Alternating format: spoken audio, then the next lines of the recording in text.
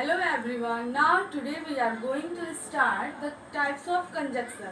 In the previous video we have to talk about what is conjunction.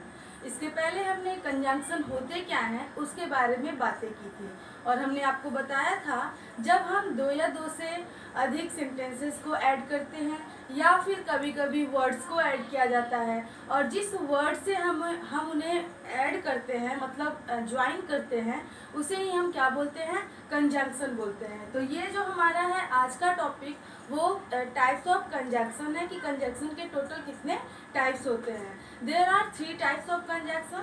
तो इसमें हम first type को पढ़ेंगे। जो हमारा फर्स्ट टाइप है वो है कोऑर्डिनेटिंग कंजंक्शन। अब हम इसके बारे में समझेंगे कि कोऑर्डिनेटिंग कंजंक्शन आखिर होते क्या है। That conjunction that are used to join two grammatical equal word or phrases are known as coordinating conjunction।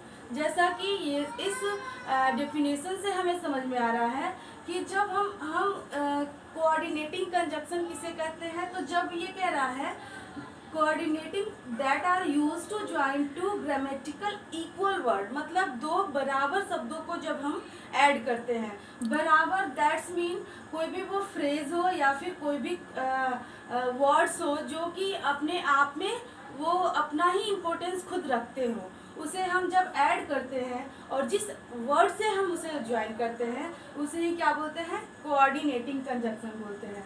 Example से इसे क्लियर करते हैं। सी लाइक्स डांसिंग एंड सिंगिंग, मतलब वो डांसिंग पसंद करती है और क्या पसंद करती है, तो सिंगिंग।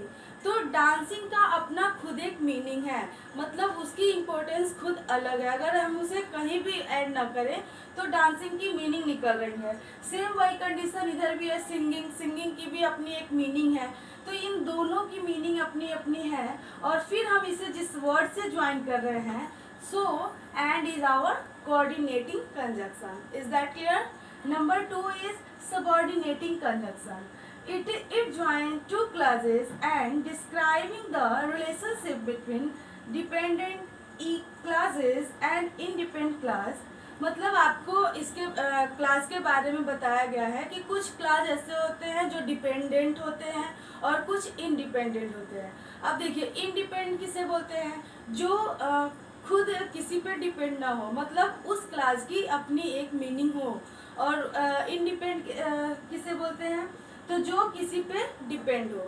ठीक है, इंडिपेंडेंट जो डिपेंड ना हो। और कुछ ऐसे क्लास होते हैं जो दूसरे क्लास पे डिपेंड होते हैं, मतलब उसकी अपनी मीनिंग नहीं होती है, उसे हम सबऑर्डिनेटिंग क्लास कंजंक्शन के अंडर में रखते हैं। तो इसे भी एग्जांपल से क्लियर करते हैं। एग्जांपल है give me a call even if I forget to do सो।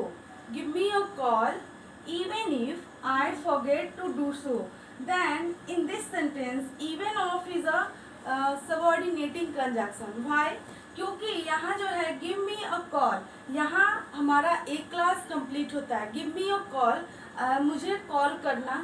तो यहाँ पे बात समझ में आ रही है, इसकी एक सेंस है। अगर मैं इसके आगे कुछ न जोड़ूँ, कुछ नहीं ऐड किया जाए, तब भी इसकी मीनिंग निकल रही है। गिव मी अ कॉल यानी कि मुझे कॉल करना। बट फिर हमने यहाँ पे ऐड किया है इवन और इफ से इसे ज्वाइन किया है। Even if I forget to do so, अगर मैं भूल जाऊँ तब तुम मुझे कॉल करना। तो ये जो है अगर हम यहाँ से मीनिंग निकालें, if even if I forget to do so, अगर मैं भूल जाऊँ तो मतलब इसके आगे कोई भी सेंस नहीं निकल रहा है। जब तक इसमें हम कुछ ऐड नहीं करेंगे तब तक इसकी कोई मीनिंग नहीं निकलेगी। यदि मैं भूल जाऊँ तो कुछ नहीं, या जब जब क्या से हम क्वेश्चन करेंगे, जब भी मैं भूल जाऊँ तो क्या, तो यहाँ से मीनिंग नहीं निकल रही। तो इसका मतलब ये हमारा क्या हो जाएगा, सबऑर्डिनेटिंग क्लास। हमारा 3 नंबर जो है उसे हम अब देखते हैं। This is number 3, correlative conjunction. ये हमारा तीसरा नंबर वाला पार्ट्स ऑफ कंजंक्शन है।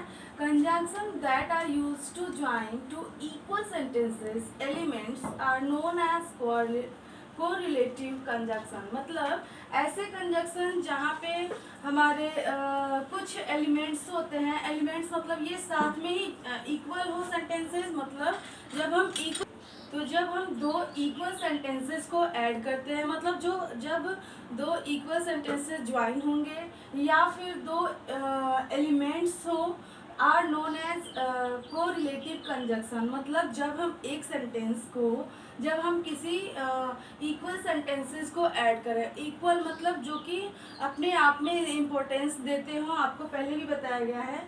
इसे अगर एग्जांपल से देखेंगे तो जल्दी क्लियर होगा।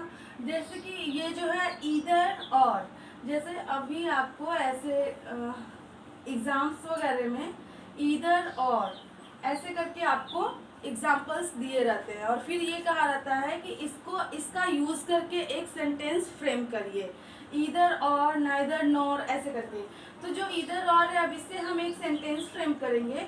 ईदर ब्लैक और वाइट इज़ माई फेवरेट। मेरा ब्लैक फेवरेट है या फिर मेरी फेवरेट वाइट है, मतलब मुझे ब्लैक पसंद है या फिर वाइट पसंद है।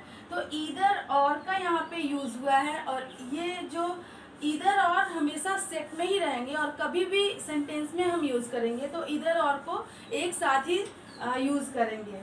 तो ये हमारा ईदर और इज़ अ कोरिलेटिव कंजक्शन हो जाएगा। नेक्स्ट है both ice cream and candy are my favourite. यहाँ पे देखिए बोथ एंड ये दो चीज़ों का यूज़ हुआ है, ये भी हमारे सेट में ही आते हैं, ठीक है। जैसे कि बोथ एंड ये हमारे सेट में आएंगे तो हो जाएगा बोथ आइसक्रीम, मतलब मुझे आइसक्रीम और कैंडी दोनों पसंद है। So both and is a correlative conjunction.